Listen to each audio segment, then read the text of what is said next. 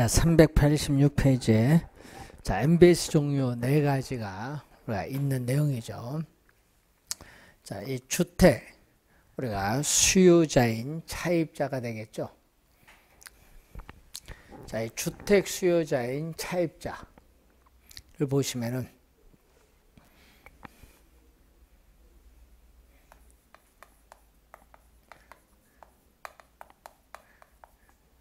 이 주택 수요자인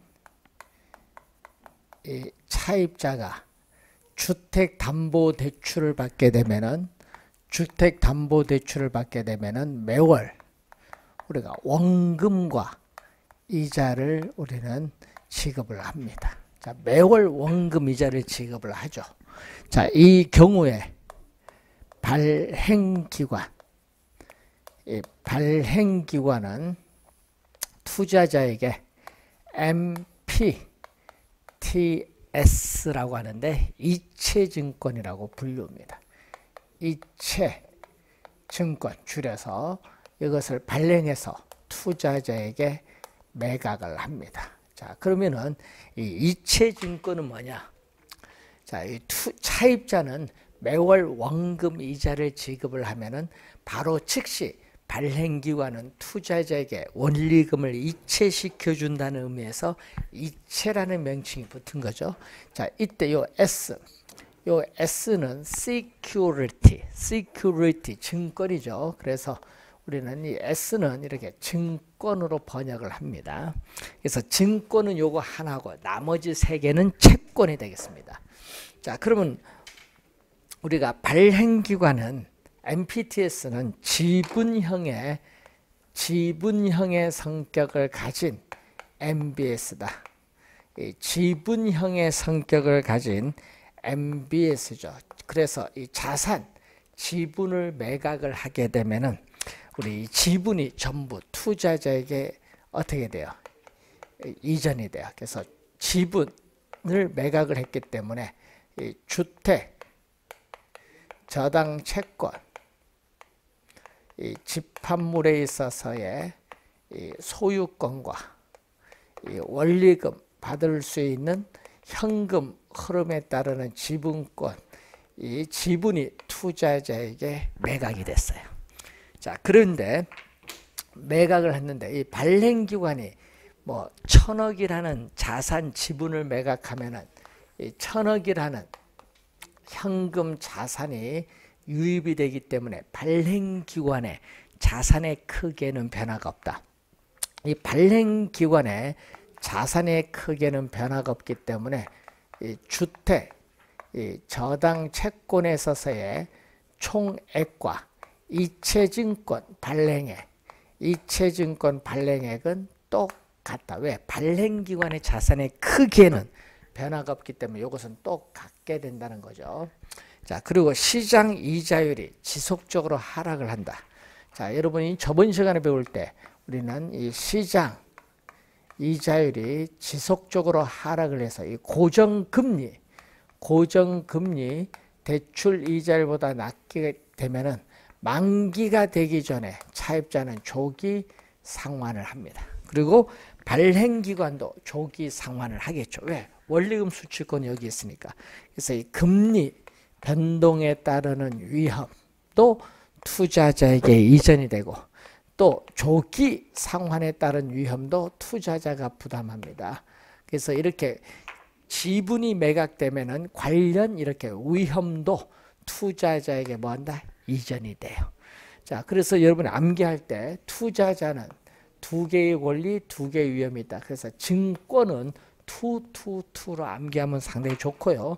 우리가 조기 상환 위험과 원리금 수취권은 우리 짝꿍이다. 같이 다닌다. 이렇게 암기하면 상당히 좋습니다.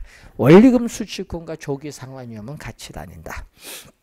자, 우선은 증권은 요거 하나고 이제 나머지 3개는 채권인데, 자, 이 주택 수요자의 차입자가 대출을 받게 되면은 이 대출금에 대해서 매월 우리가 원금과 이자를 지급을 하죠.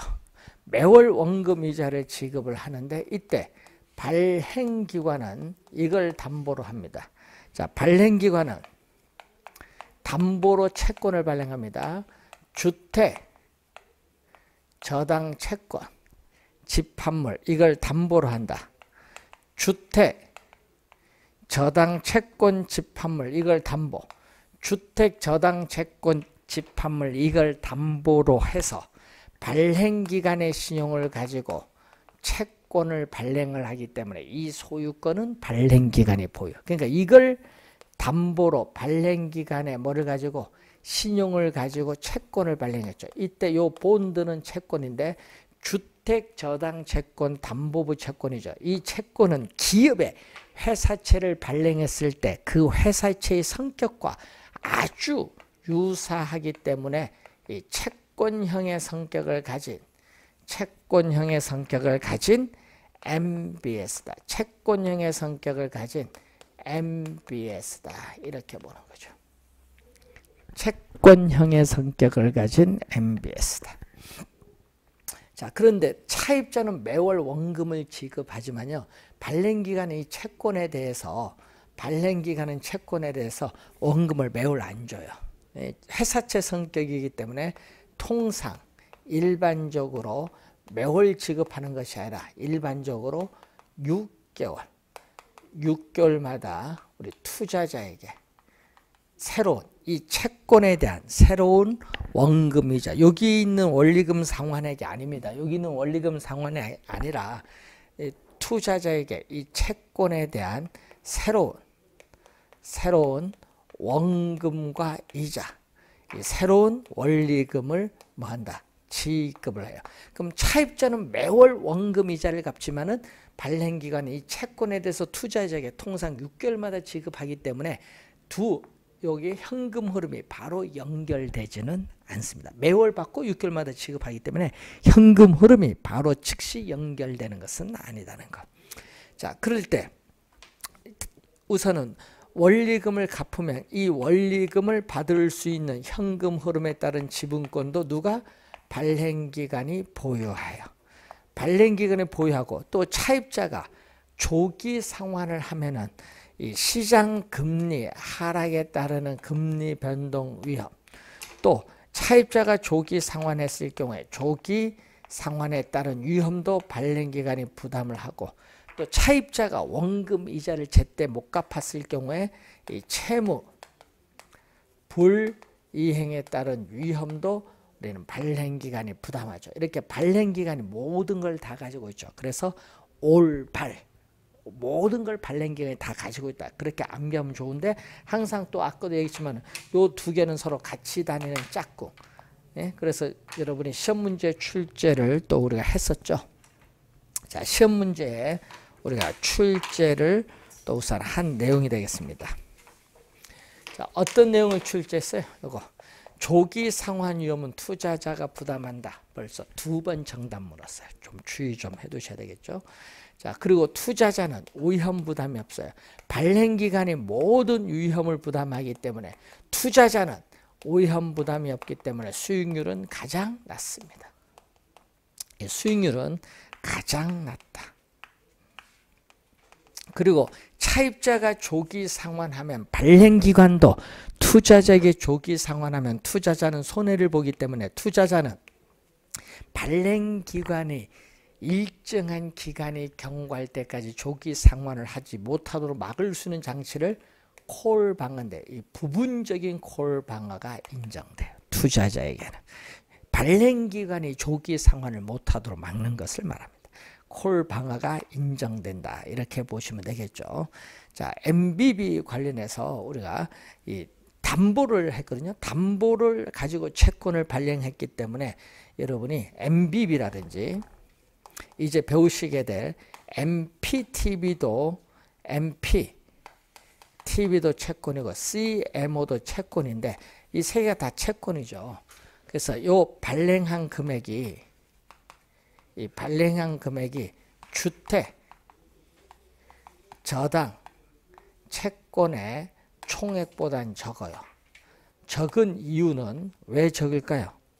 적은 이유는 우리는 발행기관의 신용을 가지고 채권을 발행을 했기 때문에 이 투자에 있어서의 안전을 위해서 우리는 초과 담보를 유지하기 위해서 이렇게 발행을 하는 거예요. 이 짐은 작년에 또 출제했죠. 초과 담보를 유지하기 위해서 이 발행한 금액, 채권 발행한 금액이 주택저당채권 총액보다 작다는 것을 기억해 두시고, 또 출제 요인은 특히 MBB는 또 시험에 자주 내요. MBB 자주 냅니다. 좀 주의해 두시고, 요 두 가지를 합한 게 MPTB죠. 자, 이 차입자가 대출금에 대해서 매월 또 원리금, 자, 대출금에 대해서 또 매월 원리금을 상환을 해요. 이때 이 발행기관은 또 투자자에게 MPTB를 발행해서 매각하는데, 우선 또 본드, 채권이거든요. 채권이기 때문에 뭐를 담보로? 이걸 담보로 하죠. 주택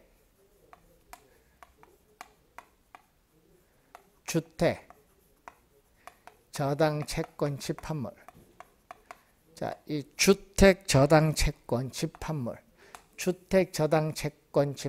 이걸 담보로 해서 또 발행 기관의 신용을 가지고 채권을 발행해서 투자자에게 매각을 하기 때문에 이 소유권은 발행기관이 보유하고 있고, 또 우리는 원리금 받을 수 있는 권리는 투자자가 보유합니다. 차입자가 매월 원리금을 상환하면 바로 즉시 투자자에게 원리금을 이체시켜준다는 지분형 성격을 가지고 있고, 또 채권을 발행하기 때문에 MBB 성격을 가지고 있다. 그래서 MPTB는 지분형과 채권형 두 가지를 혼합을 했다. 그래서 이 혼합한 성격을 가진 MBS다. 혼합한 성격을 가진 MBS라고 합니다. 자, 그런데 문제는 이때 차입자가 조기 상환하면 발행기관도 투자자에게 조기 상환을 하기 때문에 조기 상환에 따른 위험은 또 누가 부담? 투자자가 부담한다는 거. 자, 그런데 예를 들어서 이게 만기가 10년이면요, 투자자가 투자하기가 상당히 애매모호해, 너무 길어서. 그래서 투자자들의 다양한 투자 욕구를 만족시켜주고 조기 상환에 따른 위험을 분산시키기 위해서 우리는 확대해서 도입된 이 제도가 바로 CMO예요. CMO, 다계층 저당 채권이라는 용어죠. 계층이 여러 개 있다. 다계층 저당 채권. 이것도 채권인데 문제는 우리나라에서는 거의 대부분 뭐를 CMO를 발행하기 때문에, 또 CMO도 시험에 많이 나오는 내용입니다. 우리나라에서 거의 대부분 CMO를 발행하고 있다. 그래서 MPTB를 확대를 했기 때문에 MPTB와 구조상 동일하죠. 그래서 MPTB는 주택저당채권 자동이체채권이라고 부르는 겁니다. 그래서 여러분이 그 용어를 확대를 했다. 자, 그러면은 이 저당채권 구조상 동일합니다. 그래서 이 또 채권이니까 주택저당채권 집합물을 담보로 발행기관의 시정을 가지고 채권을 발행했기 때문에 주택저당채권 집합물의 소유권은 발행기관이 보유하고 원리금 수취권은 투자자가 보유하면서 조기 상환 위험, 투자자 부담, 이건 똑같아요. 그래서 이렇게 저당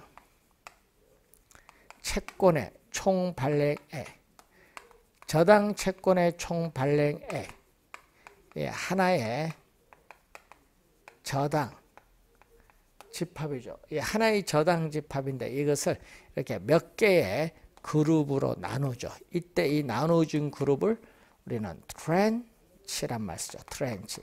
이때 나누어진 각 그룹마다 서로 다른 이자율, 또 서로 다른 만기를 적용해요. 만기, 채권의 존속시기 만기가 이렇게 달리 1년 이렇게 만기를 이렇게 달리 적용을 해요.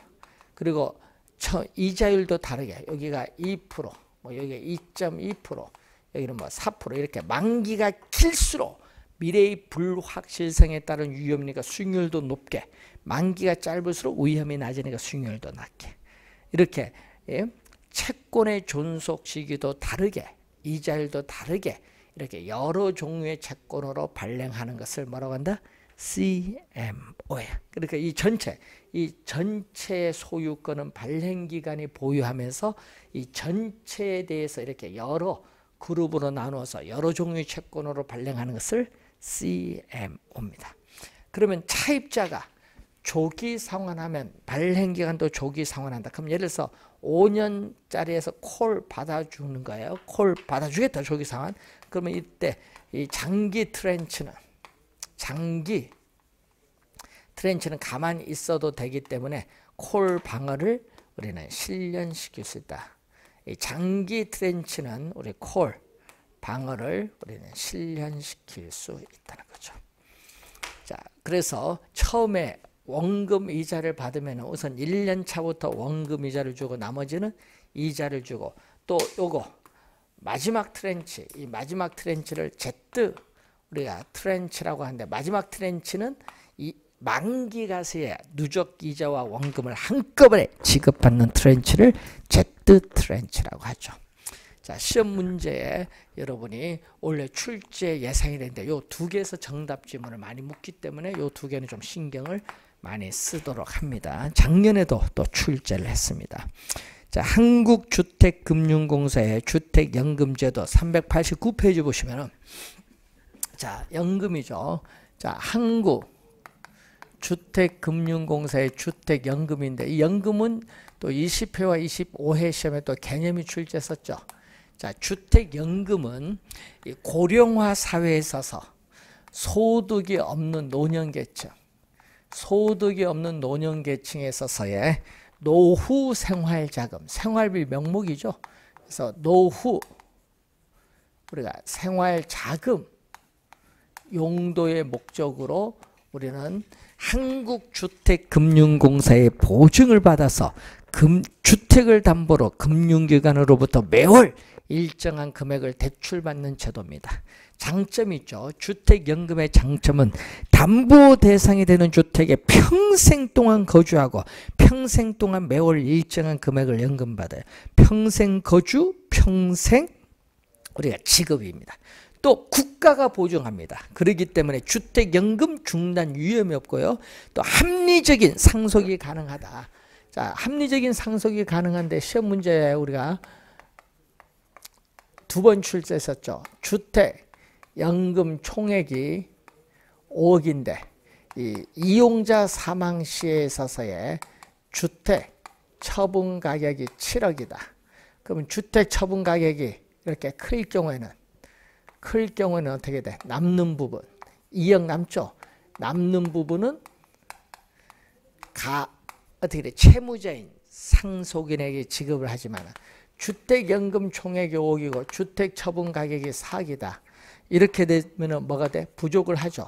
이 부족분에 대해서는 우리는 채무자인 상속인에게 별도 청구 없다. 국가가 보증했기 때문에 국가 부담인데 이것을 우리는 2번 출제를 했다는 내용이죠. 자, 그리고 세제상 혜택이 있죠. 자, 저당권 설정 시에는 국민주택 채권 매입 의무 면제, 등록세, 지방교육세, 노노청 특별세 면제가 되지만은 또 이용 시에는 이자 비용 200만 원 한도까지는 어떻게 돼? 소득 공제 혜택이 있고, 또 주택가격 5억 원까지는 재산세 25%가 감면이 돼요. 세제상 혜택이 있고요. 또 우리는 주택연금은 언제든지 별도의 중도 상환 수수료 부담 없이 연금의 전부 또는 일부 정산이 가능해. 부부 모두 사망 시에 또는 원하는 때에 우리는 정산이 가능하다는 겁니다. 뭐가 중도 상환 수수료 부담이 없다. 23회 시험에 출제했었죠. 자, 가입 가능 연령. 요게 작년에 바뀐데 가입 가능 연령 보면요. 주택 소유자 또는 배우자가 만 60세 이상인데 또는의 동그라미. 또는요. 둘 중에 한 사람입니다. 둘 중에 한 사람 60세 이상이면 돼요. 자, 주택 보유수를 보면은 부부 기준 1주택을 소유하신 분, 보유주택 합산 가격이 9억 원 이하인 다주택자인 분, 1주택 소유 다주택자, 요거 제외한 2주택자도 있거든요. 2주택자는 3년 이내에 1주택 처분 조건으로 가입이 허용이 됩니다. 자, 그리고 우리는 대상주택을 보면은 시가 9억 원 이하, 시가는 한국감정원 인터넷 시세를 보든지 아니면 국민은행 인터넷 시세를 보면 돼요. 자, 시가 9억 원 이하인 주택법상의 주택 및 지방자치단체에 신고된 노인복지주택을 대상으로 하는데, 자, 고객이 선택한 일정 기간이 확정 기간인데 이 확정 기간 방식인 경우에는 노인복지주택을 제외합니다. 또 우리가 주택과 상가가 같이 있는 복합용도주택인 경우에는 전체 면적 중 주택이 차지하는 면적이 2분의 1 이상인 경우는 연금 가입이 허용이 됩니다. 자, 주택법상의 단독주택, 연립주택, 다세대주택, 그리고 아파트, 주상복합 아파트는 포함하지만은 제외되는 주택 있죠. 자, 오피스텔 안 됩니다. 오피스텔, 상가주택, 상가, 판매 및 영업시설, 전답 등은 제외합니다.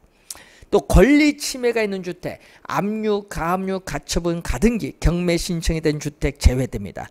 또 제한 물건, 예를 들면 전세권 설정, 또 보증금이 있는 임대차 계획이 있는 주택도 제외됩니다. 근데 종신, 혼합 방식인 경우에는 전세권, 보증금을 없애다, 임대차 계획을 해지한다든지 전세권을 해지하면은 뭐 한다? 연금 가입은 가능합니다. 자, 우선은 이제 연금 지급 방식을 볼까요? 자, 연금 지급 방식을 보면 처음 도입을 할 때 2007년도 처음 도입할 때는 요거 하나밖에 없었어요. 종신은요 무슨 방식? 매월 연금 받으니까 월 지급금을 종신토록 지급받는 방식을 얘기해요. 여기는 두 가지가 있어요. 종신 우리가 지급 방식과 종신 우리가 혼합 방식 두 가지가 있어요. 종신 지급 방식, 종신 혼합 방식인데 여기는 인출 한도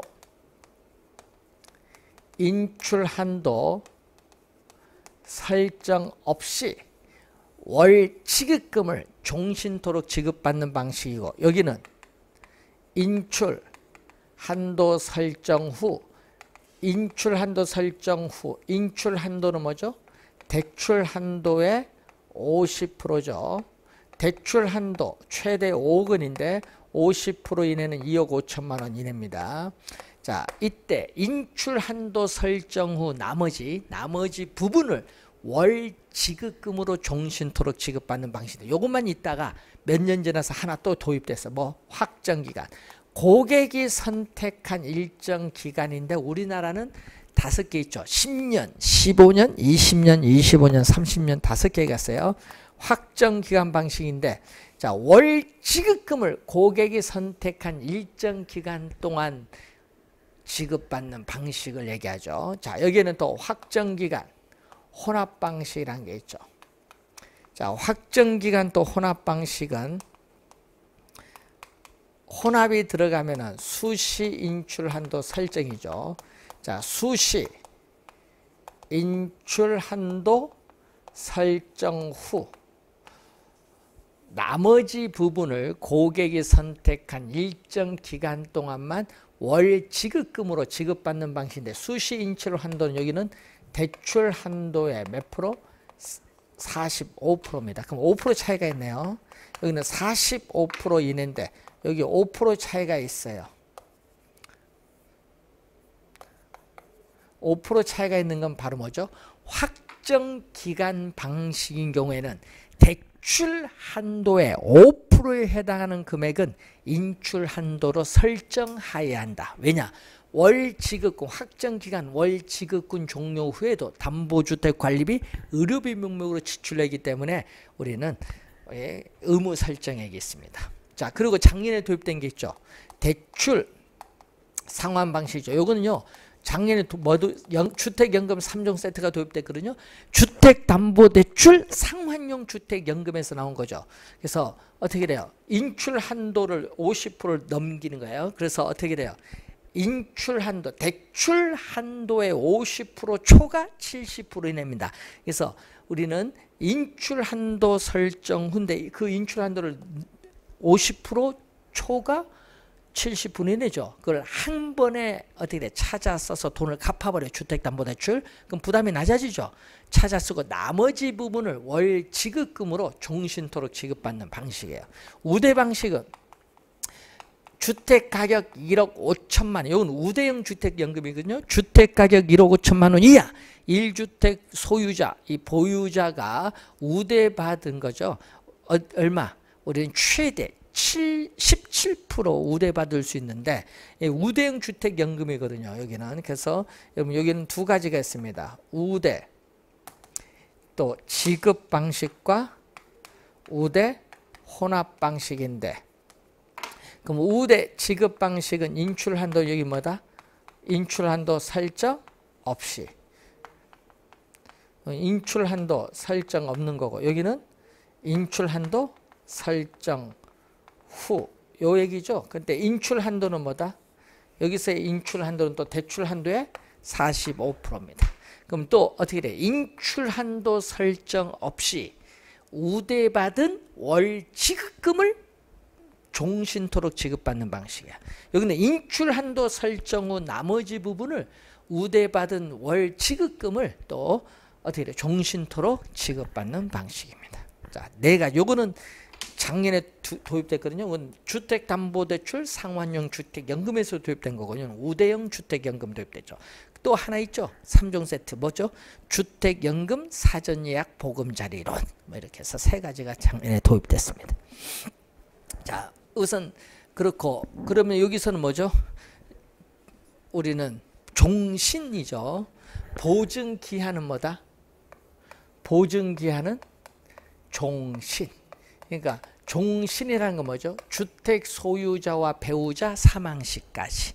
그래서 이용자 사망 후에 주택 처분 가격으로 일시 상환을 하는 겁니다. 그리고 금리는 변동금리야. 대출 금리는 변동금리인데 기준금리에 가상금리를 대주는데, 기준금리는 3개월 CD 금리 또는 신규 취급의 기준 코픽스 금리를 우린 들어볼 수 있습니다. 기준금리에 가상금리를 대준 변동금리 대출이다. 그래서 여러분 연금이 올해 출제 가능성이 좀 있기 때문에 한번 기본 개념 정도는 확인을 좀 해두셔야 될 부분이 되어 있고, 또 매년 출제되는 리츠가 있습니다. 리츠. 그래서 402페이지 보시면은 매년 출제가 되죠. 그래서 리츠는 부동산이죠. 인베스트먼트 트러스트, 부동산 투자 신탁이라고 번역을 하기도 하고, 또 부동산 투자 회사에 관한 법률에서는, 자, 부동산 투자 회사에 관한 법률에서는 뭘로 번역한다? 부동산 투자 회사라고 번역을 하죠. 그래서 부동산 투자 회사에 관한 법률은 2001년 2월 임시국회를 통과해서 7월 1일부터 시행한 제도죠. 오래됐죠. 그래서 니츠는 주식회사입니다.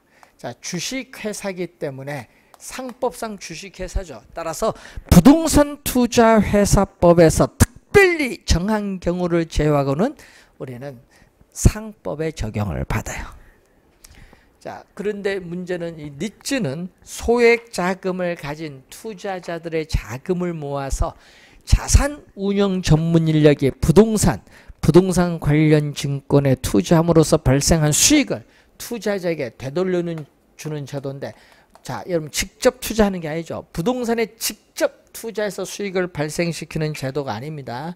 간접 투자이면서 니츠 자체가 하나의 상품이라는 걸 명심해 두시고, 또 증권회사의 뮤추얼 펀드에 빗대서 소액 자금을 모아서 대규모 자금을 만들어서 투자하는 이 니츠를 부동산의 뮤추얼 펀드라고 해요. 부동산의 뮤추얼 펀드라고 하는 거죠. 그리고 부동산 시장에서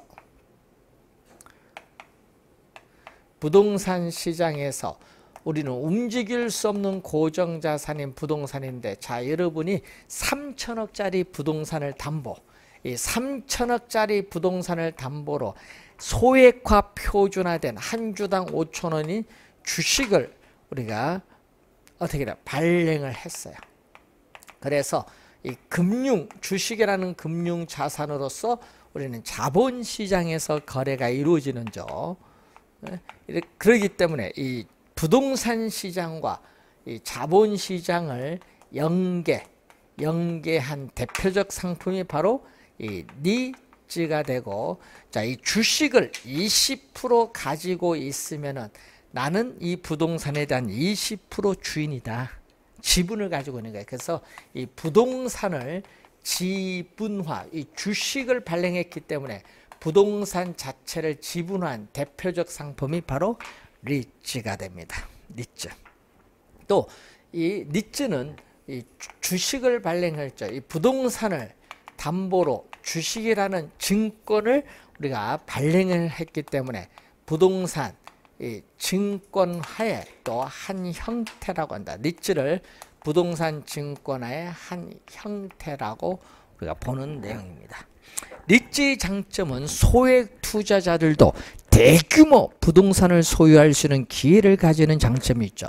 또 리츠 수익률은 상당히 높기 때문에 소득 분배의 형평성을 높일 수 있는 장점이 있고, 또 부동산 관련 증권의 분산 투자함으로써 위험을 분산시키는 효과가 있고, 일정한 상장 요건을 갖추게 된 때에는 증권시장에 시간에 지체 없이 즉각적으로 상장을 해야 되기 때문에 정보의 투명성, 공개성이 높아진다는 장점도 있죠.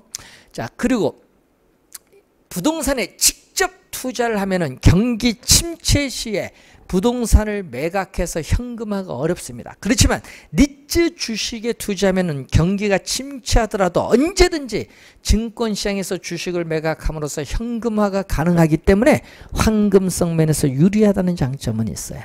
리츠는 여러 가지 장점들을 가지고 있습니다.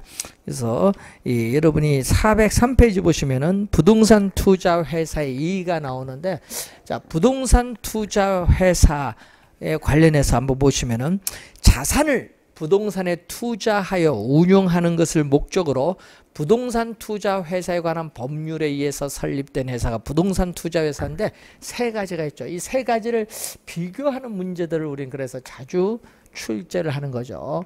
그래서 자기 관리 부동산 투자 회사, 자기 관리 부동산 투자 회사, 그리고 위탁 관리 부동산 투자 회사, 그리고 또 뭐죠? 기업 구조조정, 기업 구조조정을 목적으로 하는 기업 구조조정 부동산 투자 회사, 기업은 corporate 구조조정 리스트러처링이라고 해요.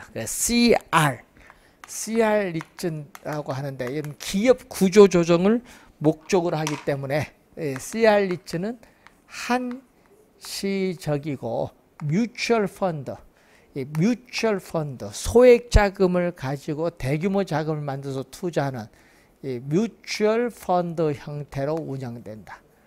CR 리츠는 뮤추얼 펀드 형태로 운영된다. 이 지문은 우리가 25회 시험에 또 출제가 된 지문이죠. 뮤추얼 펀드 형태로 운영돼. 뭐가?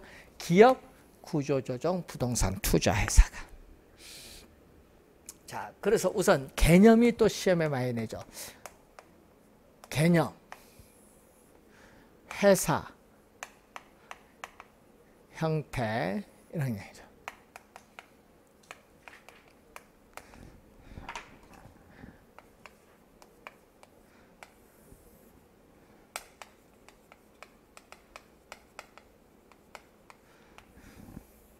자, 우선은 개념, 요걸 정답 많이 물었어요. 한 4번 출제고 2번 정답 물었죠.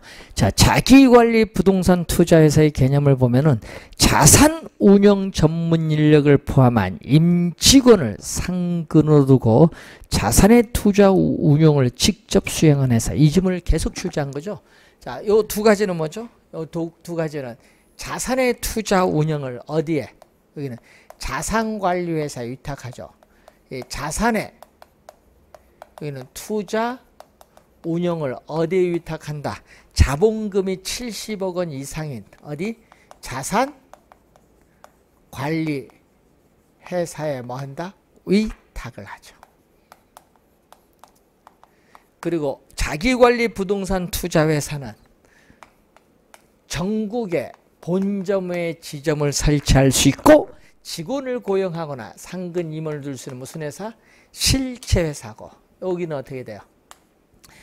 이 본점 외에 지점을 설치할 수 없으며 직원을 고용하거나 상근 임원을 둘 수 없다. 이것을 명목 회사죠. 이 서류상으로만 존재하는 회사를 뭐라고 하죠?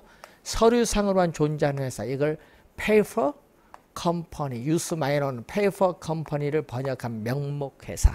또 요것도 시험에 잘 내죠. 실체 회사, 여기는 명목회사. 자, 설립자본금. 작년에 여기서 정답 물었죠. 자, 6조가 나오는데, 자, 5조 한번 거기 보시면은, 자, 여러분 404페이지 5조 봅니다. 자, 부동산 투자회사는 주식회사니까 발기 설립의 방법으로 하야한다. 이 항 보면은 부동산 투자회사는 현물 출전 설립을 할 수 없다. 없다 동그라미. 시험에 이따로 많이 나오죠. 자, 6조 자기관리 부동산 투자회사는 자기관리 부동산 투자회사의 설립 자본금은 얼마? 5억 원 이상으로 한다. 작년에 정답 지문이었죠. 그리고 위탁관리 부동산 투자회사와 기업구조조정 부동산 투자회사의 설립 자본금은 3억 원 이상으로 한다. 자, 10조 최저자본금이 나오죠. 10조. 자, 영업인가를 받거나 등록을 한 날부터 6개월이 지난 자기관리 부동산 투자회사의 자본금은 70억 원 이상이 돼야 된다. 그러니까 70억 원이 최저자본금이고, 자, 위탁관리 부동산 투자회사와 기업구조조정 부동산 투자회사는 어떻게 돼요? 우리는 영업인가를 받거나 등록을 한 날부터 6개월이 지난 요 두 회사의 자본금 얼마? 55억 원 이상이 돼야 된다. 이게 최저자본금. 최저자본금. 자, 14조의 8. 거기 2항 보시면은 주식 공모가 나오죠. 자, 부동산 투자 회사는 어떻게 돼요? 부동산 투자 회사는 거기 2항 보세요. 영업인가를 받거나 등록을 한 날부터 몇 년? 2년입니다. 2년 이내에 발행하는 주식 총수. 자, 발행하는 주식 총수의 뭐를? 발행하는 주식 총수의 몇 프로? 30% 이상을 일반의 청약에 뭐 한다? 제공하여야 한다. 반드시 몇 프로 이상? 발행하는 주식 총수의 30% 이상을 일반의 청약에 제공해야 된다. 여기는 의무사항이 아니고 사모 가능하죠. 자, 거기 3항 봅니다. 다음 각 호의 어느 하나에 해당하는 경우에는 제2항에도 불구하고 주식을 일반의 청약에 제공하지 아니할 수 있다. 자, 두 가지 나오죠. 1호 봅니다. 부동산 투자 회사가 영업인가를 받거나 등록을 한 날부터 2년 이내에 국민연금공단이나 그 밖에 대통령령으로 정하는 주주가 단독이나 공동으로 인수 또는 매수한 주식의 합계가 부동산 투자회사가 발행하는 주식 총수의 30% 이상인 경우가 있고, 2호 봅니다. 부동산 투자회사가 보유하거나 개발할 건축물 연면적의 70% 이상을 임대주택으로 제공하는 경우를 의미하죠. 두 가지 경우. 자, 15조 주식분산 1항 봅니다. 자, 여러분 주식분산 이걸 1인당 주식 소유 한도를 보는데, 여러분 요거 주의해야 됩니다. 왜냐? 요게 이번에 개정됐거든요. 2017년 3월 21일 날 개정한데, 시행을 하는데, 시행이 언제 하느냐 하면 9월 22일부터 시행하기 때문에, 옛날에는 요거 관계없는데 이제는 시험일 기준이니까 요거 이제 알아야 돼. 시행인데, 그래서 뭐가 바뀌어진 거예요? 요거에 보면은 40% 이게 바뀌었거든요. 뭘로 바뀐 줄 아세요?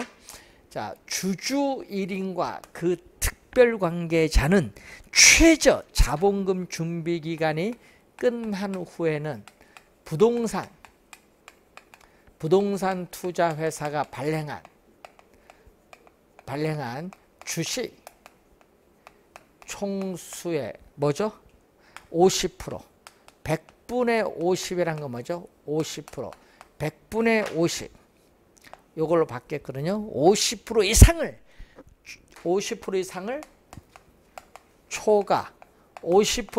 초과하여 주식을 소유하지 못한다. 50% 바뀌었어. 이게 50%를 초과하여 주식을 소유하지 못한다로 1항이 바뀌었습니다. 그거 하나 기억해 두시면 되겠고, 자, 406페이지 현물 출자 19조 현물 출자는 여기 세 가지 경우에 다 적용되는 경우죠. 자, 1항 봅니다. 부동산 투자회사는 영업인가를 받거나 등록을 하고 최저 자본금 이상을 갖추기 전에는 현물 출자를 받는 방식으로 신주를 발행할 수 없다. 없다의 동그라미. 이거 있다로 많이 내고요.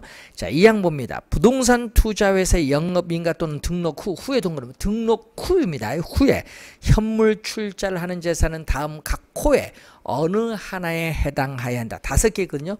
부동산, 지상권, 임차권 등 부동산 사용에 관한 권리, 신탁이 종료된 때에 신탁재산 전부가 수익자에게 귀속하는 부동산 신탁의 소유권, 부동산 소유권의 이전 등기 청구권, 공익사업을 위한 토지 등의 취득 및 보상에 관한 법률에 따라 공익사업의 시행으로 조성한 토지로 보상을 받기로 결정된 권리, 이걸 줄여서 대토보상권 5가지입니다.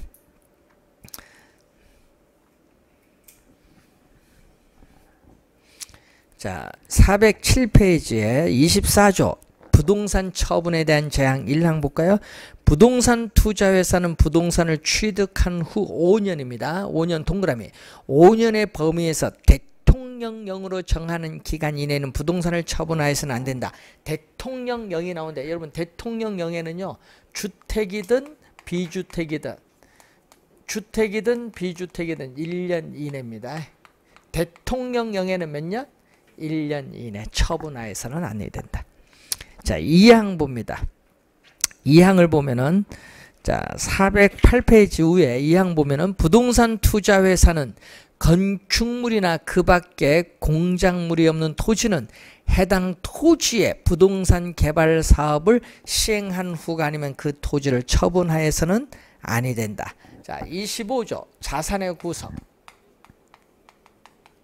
자, 자산의 구성을 보면은 또 요 2개의 적용을 또 하죠.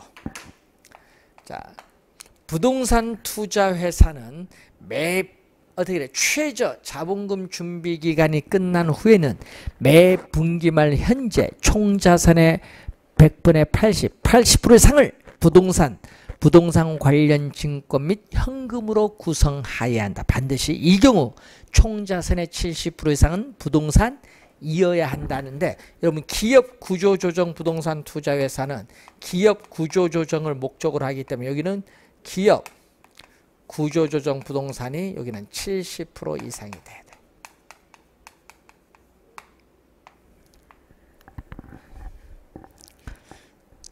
자, 409페이지에 배당.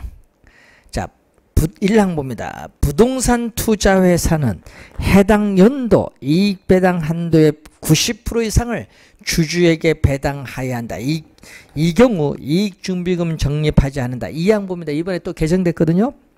제1항에도 불구하고 자기관리 동그라미 자기관리 부동산 투자회사인 경우 2016년에 바뀌어서 2018년도 자 개정이 됐거든요. 2018년 12월 31일까지 해당 연도 이익 배당 한도의 50% 이상을 주주에게 배당하여야 하면 돼. 50% 이상을 주주에게 배당하는데 이게 이제 바뀐 내용이죠. 뭘로 바뀌었어요? 그걸 배당해서 어떻게 바뀌었다? 우리는 50% 이상. 그게 이제 바뀌었거든요. 50% 이상, 90% 이내. 100분의 50 이상, 100분의 90, 90% 이내는 요거는 주주총회 특별 결의로 이익 배당을 정합니다. 자, 요거는 뭘로 정한다? 주주총회에 뭘로? 특별 결의로 이익 배당을 정하는 겁니다.